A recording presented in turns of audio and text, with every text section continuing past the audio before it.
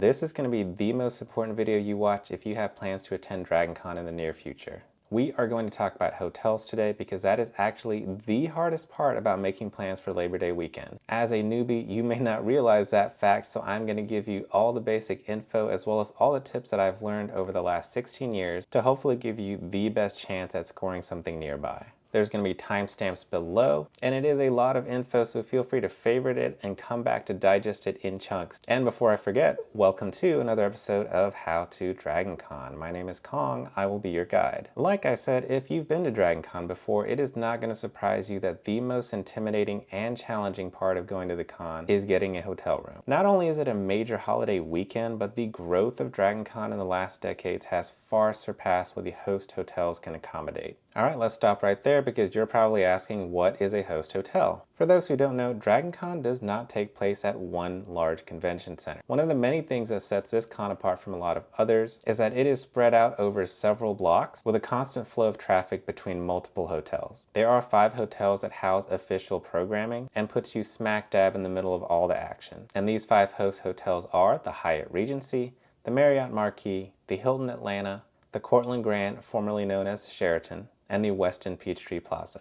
Like for many other cons, there's of course a convention rate for these host hotels. And when you see that the standard rate for that week is all the way in the $500 to $600 a night range, you're going to be thankful to get it at con rate. Of course, it's still frustrating because when you look at other slow weeks out of the years, a lot of these hotels will go for under $200 a night. With that said, what you can expect to pay at the majority of these host hotels is going to be between $320 to $350 a night when you include all the taxes and fees. Are you ready for some bad news? 2 of these host hotels, the Hyatt Regency and the Hilton Atlanta, aren't even accepting new reservations. They have gone to what is called a legacy system, which means only returning attendees who booked the rooms in previous years can even book for the future years. And it's pretty much all automated at this point. They've even done away with wait lists from what I've heard. So just being real with you here, don't expect to stay at those 2 unless you listen to the hack I give later on. As for the Courtland Grand, it is somewhat in a pseudo-legacy system where they will let returning people book by giving you an actual website link to go to, but that link often gets leaked online as it did with this previous year. For rooms for DragonCon 2025, that link actually went live on Labor Day Monday of 2024. And as you can guess, those are all full at this point. So now that leaves you with only 2 real options to even have a chance at grabbing a room at a host hotel. And that would be for the Marriott Marquis and the Westin, and these are collectively known as the Hotel Hunger Games.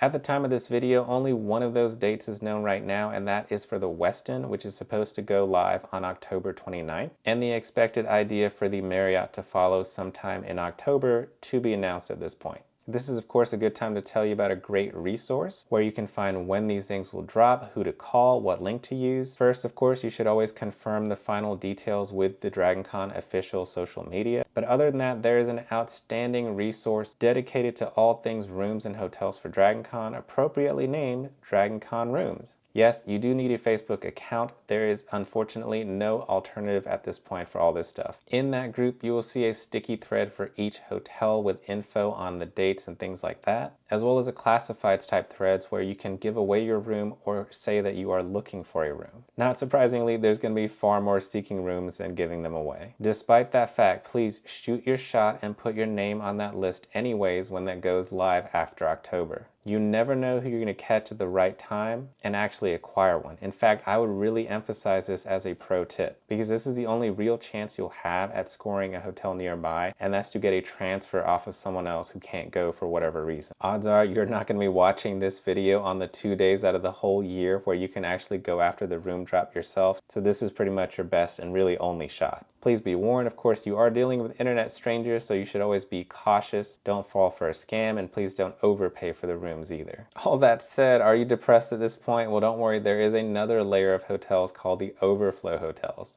These are going to be a few blocks further out, but depending on what con event you are going to, sometimes these Overflow Hotels are actually closer to that event versus a host hotel. This is not a comprehensive list by far, but the DragonCon official website does have this list that I have on the screen. And eventually they will update you with the info in terms of when they go on sale. But again, I would encourage you to go back to that Facebook group because that tends to have info updated much faster and usually in real time. Overflow Hotels is going to be a great option for the majority of you who are unable to get a host hotel, but please be warned, even these sell out pretty quickly as well. So if you're seeing this video far down the line in winter or spring, odds are these are already sold out too, so I'm sorry to be the one to tell you that. But again, I remind you, put your name down on the seeking thread and maybe ask for a Overflow hotel instead of a host, and you may have a slightly better chance of grabbing one. Let's peel back the onion another layer. If you start looking for hotels that are in the downtown part closer to the tourist attractions or even up north like Midtown, you may have a better chance to grab a hotel later in the year. Of course, at this point, you will have to be mindful about the extra time it takes for you to walk to the con area, because now you're talking about a mile or so away, which may take 15 to 20 minutes. Now, if these hotels are out of your price range, what I would recommend is looking for a hotel that's along a Marta line. Ideally the north and south line. So despite all its limitations, Marta does actually have a station that puts you smack dab in the middle of the action. That station is Peachtree Center, which is N1. So Marta actually becomes a very reliable way to get to the con and even go back. Just keep in mind it does stop running at 1 a.m. I would highly encourage you to go this route versus staying in the suburb areas that don't have a Marta line, because at that point you'll be forced to Uber in, or worse yet, drive in yourself. And I'm telling you, downtown traffic that holiday weekend is not something you want to deal with, because you're going to be going a mile an hour. Not to mention, you're going to have to find parking, which in all likelihood is going to be marked up super high. And that's if you're lucky, because these are pretty much going to fill out starting Thursday.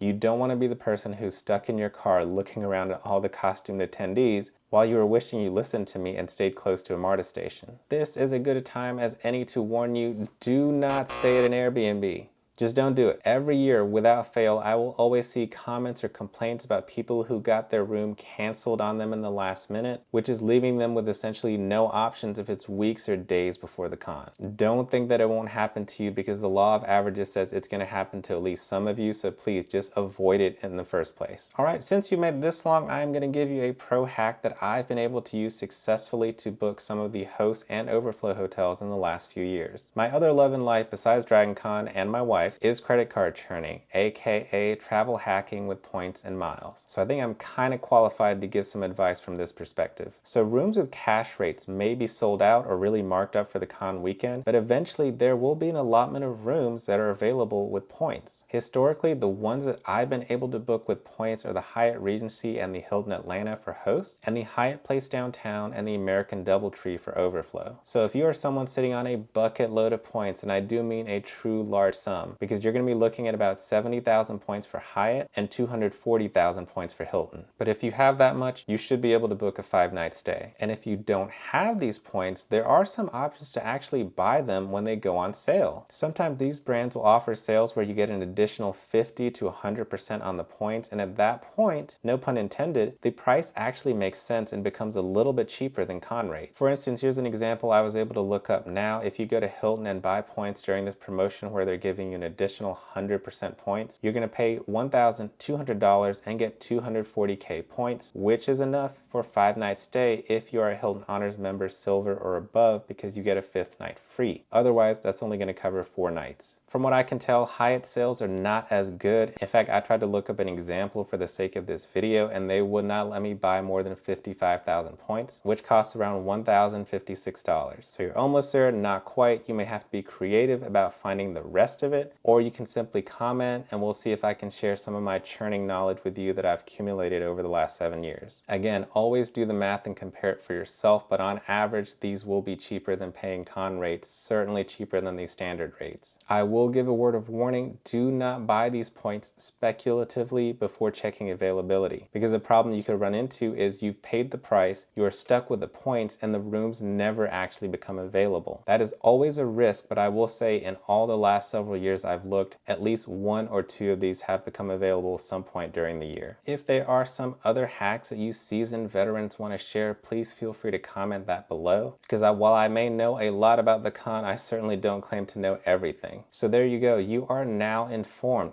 Go forth and best of luck to getting a room. If you found any of this helpful or want to hear other tips so that you can have the best DragonCon, I would greatly appreciate it if you subscribe to the channel. Thanks for watching, and I will see you next time.